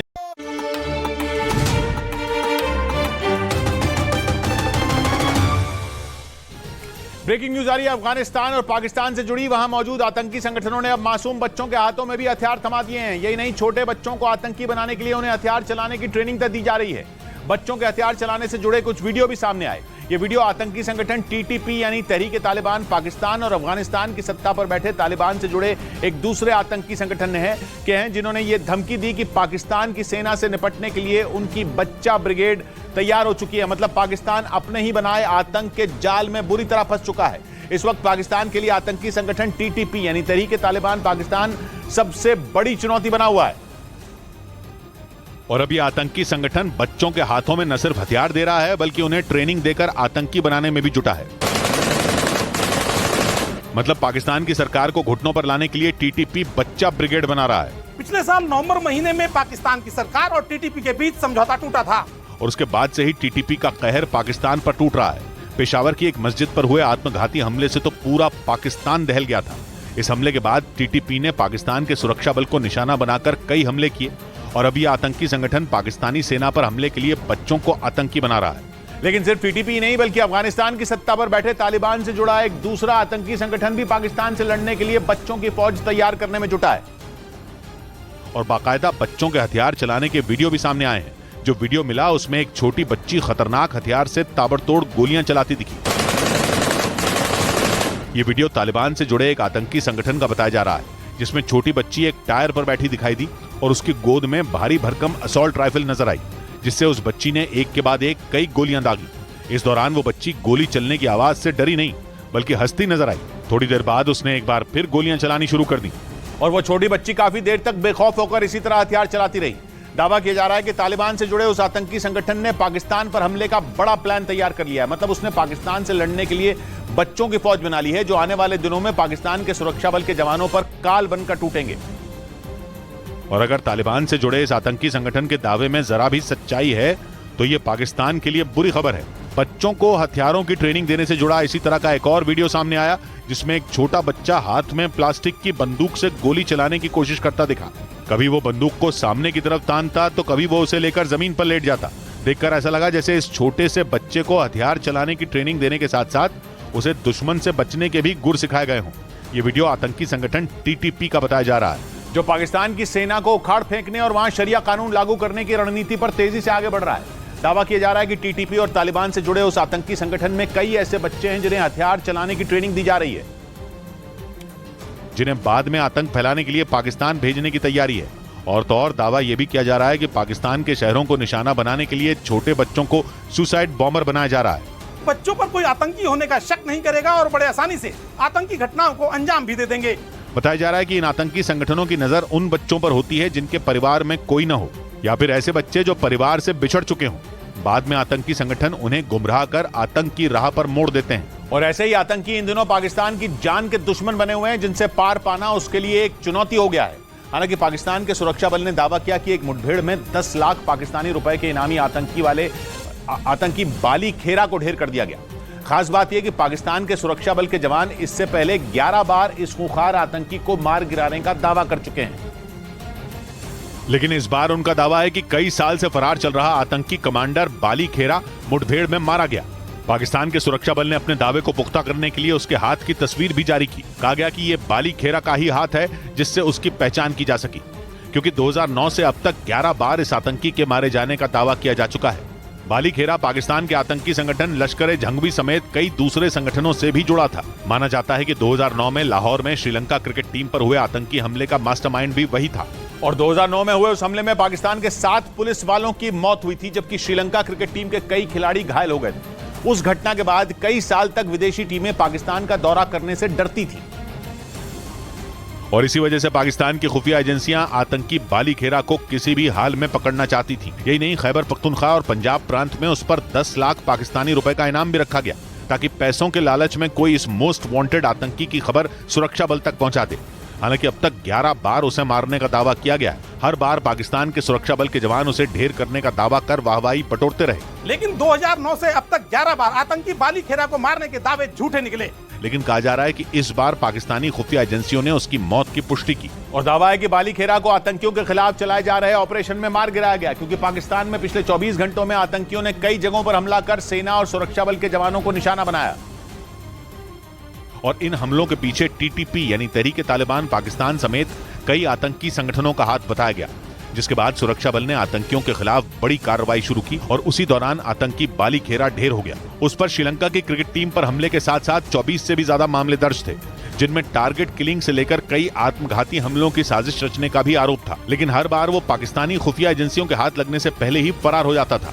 इधर न्यूज़ 18 के एक सवाल का जवाब देते हुए विदेश मंत्री एस जयशंकर ने आतंकियों को पालने वाले पाकिस्तान को करारा जवाब दे दिया। उन्होंने पाकिस्तान से पीओके को खाली करने का वक्त पूछ लिया, क्योंकि पाकिस्तान के विदेश मंत्री बिलावल भुट्टो ने श्रीनगर में G20 की बैठक कराए जाने पर सवाल खड़े किए थे। उन्होंने इस कदम को भारत का आक्रामक रवैया बताया, जिसके बाद न्यूज़ 18 ने विदेश मंत्री एस जयशंकर से पाकिस्तान के इस बयान पर सवाल पूछे। सवाल का जवाब देते हुए विदेश मंत्री ने पाकिस्तान को सख्त चेतावनी दे दी। There is only one issue to discuss on Kashmir, which is when does Pakistan vacate its illegal occupation of Pakistan occupied Kashmir. इसके साथ ही एस जयशंकर ने साफ किया कि पाकिस्तान का श्रीनगर से कोई लेना देना नहीं है। श्रीनगर में टूरिज्म पर G20 वर्किंग ग्रुप की बैठक 22 से 24 मई तक होने वाली। इसी बात पर पाकिस्तान तिलमिलाया हुआ है और इसी तिलमिलाहट में पाकिस्तान जम्मू कश्मीर में आतंकियों की घुसपैठ कराने में जुटा है। लेकिन यहां भी पाकिस्तान में बैठे आतंक के आकाओं को तगड़ी चोट पहुंच रही है, क्योंकि जम्मू कश्मीर के राजौरी में सुरक्षा बल ने 2 आतंकियों को मार गिराया। हालांकि मुठभेड़ में सुरक्षा बल के 5 जवान शहीद हो गए। सुरक्षा बल के मुताबिक उन्हें इस बात की जानकारी मिली कि 20 अप्रैल को पुंछ में हमले को अंजाम देने वाले आतंकी राजौरी के एक जंगल में छिपे हो सकते हैं, जिसके बाद वहां ऑपरेशन त्रिनेत्र लॉन्च कर दिया गया, जिसके लिए बड़ी संख्या में सुरक्षा बल के जवान सुबह ही राजौरी के कांडी इलाके में पहुंच गए। इसके बाद उन्होंने पहाड़ी के ऊपर जंगलों के बीच छिपे आतंकियों की घेरेबंदी शुरू कर दी। सुरक्षा बल के जवान पूरी सावधानी से ऑपरेशन त्रिनेत्र को अंजाम देने के लिए पहाड़ के ऊपर चढ़ने लगे। तभी आतंकियों से उनकी मुठभेड़ शुरू हो गई।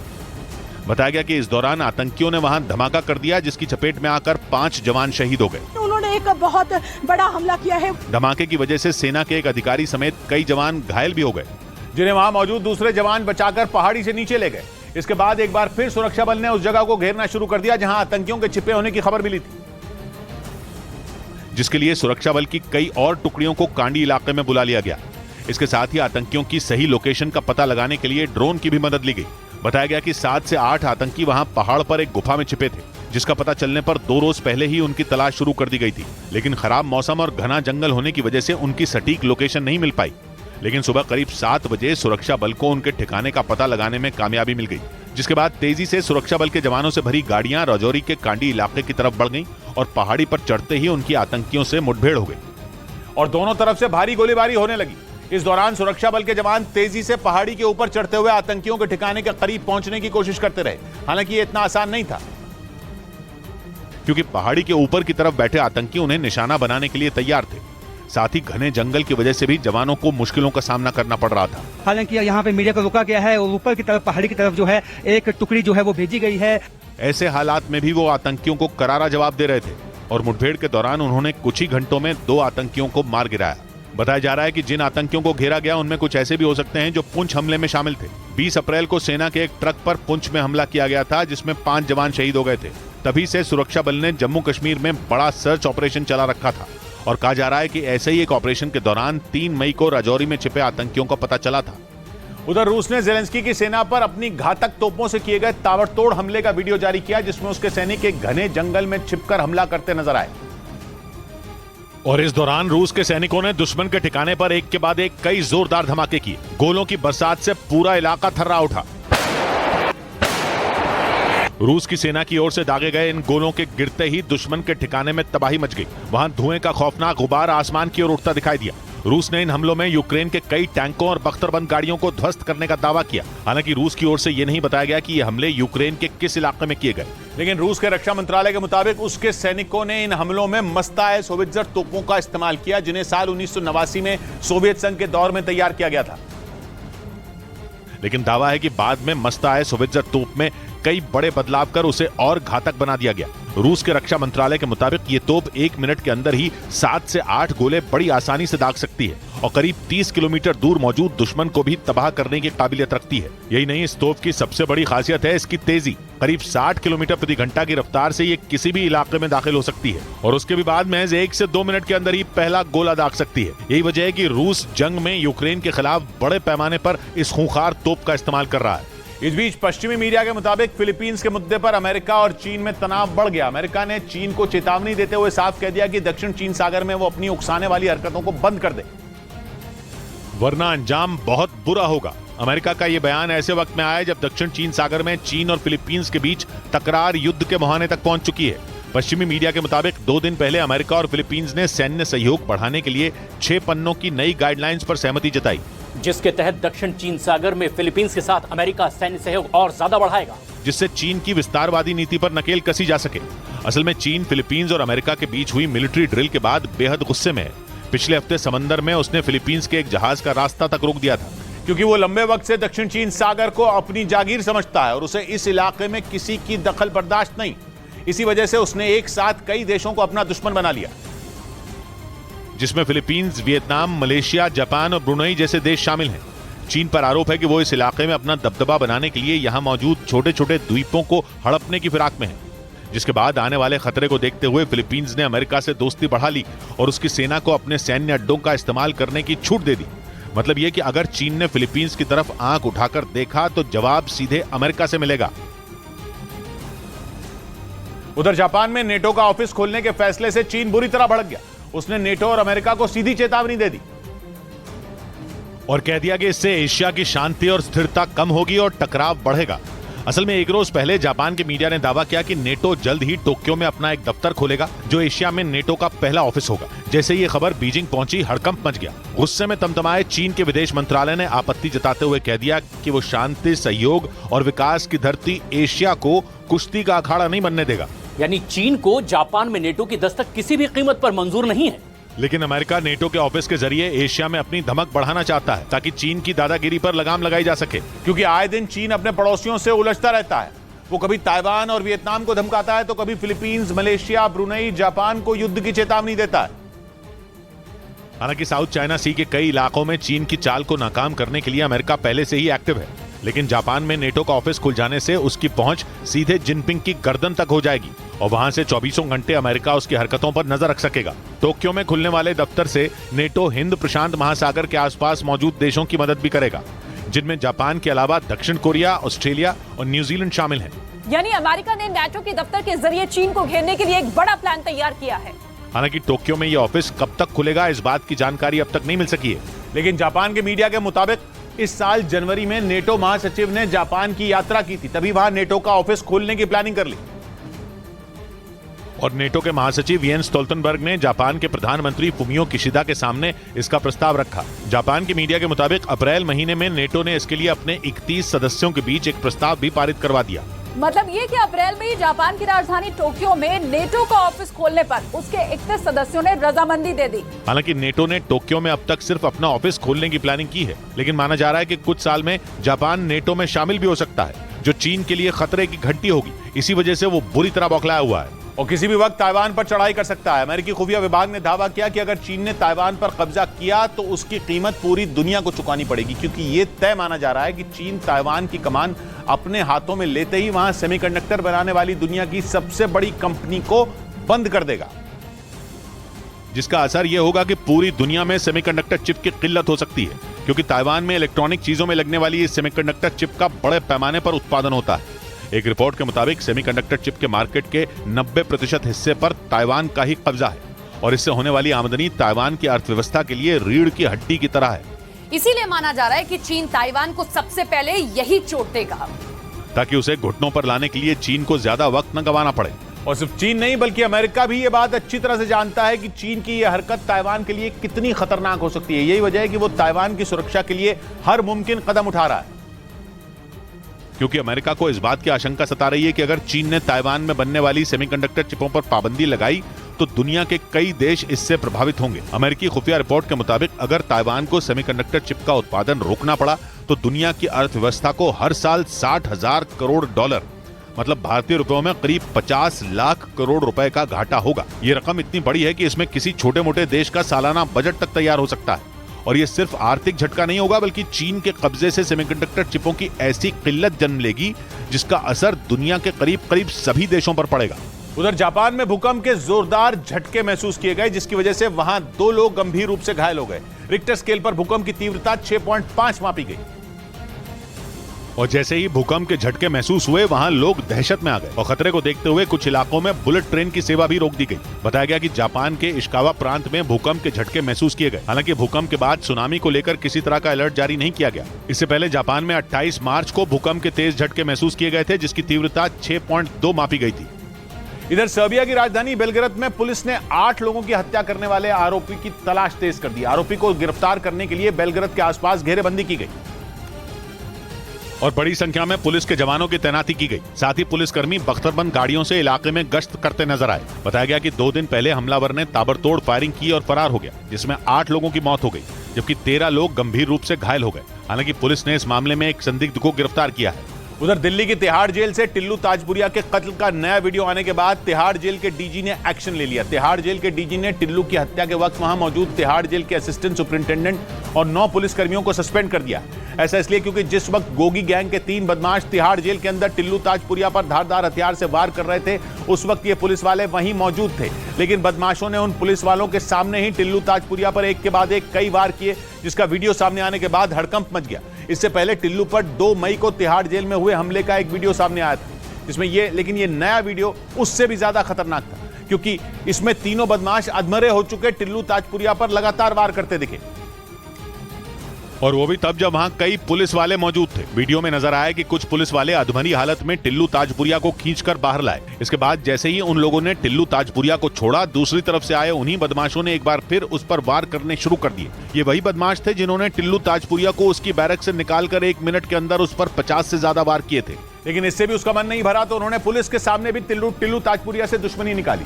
वीडियो में दिखा कि वहां करीब 10 से ज्यादा पुलिस वाले मौजूद थे, लेकिन वो तीनों बेखौफ बदमाश जमीन पर पड़े टिल्लू ताजपुरिया को चाकुओं से गोदते चले गए।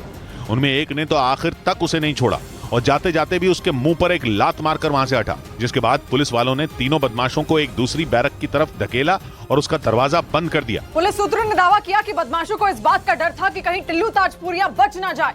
क्योंकि दावे के मुताबिक लॉरेंस बिश्नोई गैंग ने उन्हें टिल्लू को जान से मारने का ऑर्डर दिया था और अगर वो बच जाता तो लॉरेंस बिश्नोई गैंग और गोगी गैंग की मुश्किलें पड़ जाती। यही वजह थी कि गोगी गैंग के तीनों हमलावरों ने टिल्लू ताजपुरिया को इस हद तक मारा कि वो अस्पताल तक पहुंचते पहुंचते दम तोड़ दे। और हुआ भी कुछ ऐसा ही, क्योंकि अस्पताल में भर्ती होने के कुछ ही देर बाद टिल्लू ताजपुरिया की मौत हो गई। इस घटना के बाद पुलिस ने दावा किया था कि यह जेल में हुई गैंगस्टरों की झड़प का नतीजा था। लेकिन तिहाड़ जेल से जो नया सीसीटीवी वीडियो सामने आया उसके बाद पुलिस के रवैये पर भी सवाल खड़े होने लगे, क्योंकि 2 मई को जब टिल्लू ताजपुरिया को बैरक से निकालकर मारा गया तब वहां लगे सीसीटीवी कैमरे में उसके आसपास सिर्फ कैदी दिखाई दिए थे। और अब सामने आए वीडियो में तो आरोपी पुलिस के सामने ही चाकुओं से वार करते हुए नजर आए, जिसके बाद ये आशंका जताई जाने लगी कि टिल्लू ताजपुरिया को ठिकाने लगाने का प्लान काफी पुख्ता था और कई दिन पहले ही तैयार कर लिया गया था। मतलब लॉरेंस बिश्नोई गैंग और गोगी गैंग ने मिलकर उसे मारने की पूरी प्लानिंग कर रखी थी, जिसमें जेल के अंदर हथियार जुटाने से लेकर उसे मौत के घाट उतारने तक का पूरा ब्लूप्रिंट था। इस बीच दिल्ली पुलिस ने जितेंद्र गोगी गैंग के 2 गैंगस्टर मीटा और शनिचर को गिरफ्तार कर लिया। पुलिस ने दोनों के पास से 12 पिस्तौल और 30 जिंदा कारतूस भी जब्त किए, जो कि मध्य प्रदेश और बिहार से लाए गए थे। पुलिस के मुताबिक दिल्ली और हरियाणा में हत्या, जबरन वसूली और दूसरी वारदात में इन हथियारों का इस्तेमाल किया जाना था। लेकिन इससे पहले कि वो इसका इस्तेमाल कर पाते पुलिस को खबर लग गई, जिसके बाद उन्होंने जाल बिछाया और दोनों गैंगस्टरों को गिरफ्तार कर लिया। आरोप है कि गैंगस्टर मिटा ने पिछले साल ही अपने साथी कर्मवीर को तिहाड़ जेल से भगाने की प्लानिंग की थी। उधर महाराष्ट्र एटीएस ने जासूसी के आरोप में सेना के लिए रिसर्च करने वाले संगठन डीआरडीओ के वैज्ञानिक प्रदीप कुरुलकर को गिरफ्तार कर लिया। आरोप है कि वो पाकिस्तान की खुफिया एजेंसी को जानकारी दे रहे थे, जिसकी भनक लगते ही पुलिस ने प्रदीप कुरुलकर को महाराष्ट्र के पुणे से धर दबोचा। बताया गया कि वो हनी ट्रैप में फंसकर पाकिस्तान को खुफिया जानकारी मुहैया करा रहे थे। पुलिस को शक है कि आरोपी ने मिसाइलों की जानकारी भी लीक की। इधर मध्य प्रदेश के मुरैना में जमीन विवाद में हुई फायरिंग में एक ही परिवार के 6 लोगों की मौत हो गई, जबकि 2 लोग गंभीर रूप से घायल हो गए। इस मामले में पुलिस ने 2 लोगों को गिरफ्तार कर लिया। पुलिस के मुताबिक दोनों परिवारों के बीच 10 साल से जमीन का विवाद चल रहा था और देखते ही देखते ये रंजिश इतनी बढ़ गई कि दोनों गुटों के बीच जमकर फायरिंग होने लगी। इस घटना का जो वीडियो आया उसमें दोनों गुट के लोग एक दूसरे पर लाठियां बरसाते नजर आए। इसी दौरान एक आदमी बंदूक के साथ वहां पहुंचा और उसने दूसरे गुट के लोगों पर फायरिंग शुरू कर दी, जिससे वहां हड़कंप मच गया। कुछ लोग अपनी जान बचाने के लिए इधर उधर भागने लगे, जबकि कुछ लोग उसे रोकने के लिए आगे बढ़े। तभी उसने एक आदमी पर फायरिंग कर दी, जिससे वो आदमी वहीं गिर गया। देखते ही देखते फायरिंग कर रहे उस आदमी ने 6 लोगों को मौत के घाट उतार दिया, जबकि 3 लोग गोली लगने से बुरी तरह घायल हो गए। आरोप है कि बंदूक चला रहे उस आदमी ने एक ही परिवार के 9 लोगों को निशाना बनाया, जिनमें 3 महिलाएं भी शामिल थीं। इस वारदात को अंजाम देने के बाद दूसरे गुट के लोग वहां से फरार हो गए। बाद में घटना की जानकारी मिलने के बाद पुलिस ने शवों को कब्जे में लेकर पोस्टमार्टम के लिए भेज दिया, जबकि आरोपियों के खिलाफ केस दर्ज कर मामले की जांच में जुट गए। 4-5 लोगों के नाम आ रहे हैं जो यहाँ फायर कर रहे थे। शीघ्र ही उनकी हम लोग गिरफ्तारी कर रहे हैं। पुलिस के मुताबिक 2014 में भी इन्हीं परिवारों के बीच जमीन विवाद को लेकर 2 लोगों का मर्डर हुआ था। अपनी अपनी लोग यहां फरमाने लगते हैं, अपनी अपनी लोग यहां फरमाने लगते हैं, क्या समझाएं उनको वो समझाने लगते हैं। सौभाग्य की बात कही कुमार ने, सच्चाई ने झूठ का चोला ओढ़ लिया है, कौल सियासी लोगों के अफसाने लगते हैं। मिलते हैं सोमवार को, घड़ी जब इशारा करेगी 9 बजे रात का, वक्त फिर होगा सौभाग्य की बात।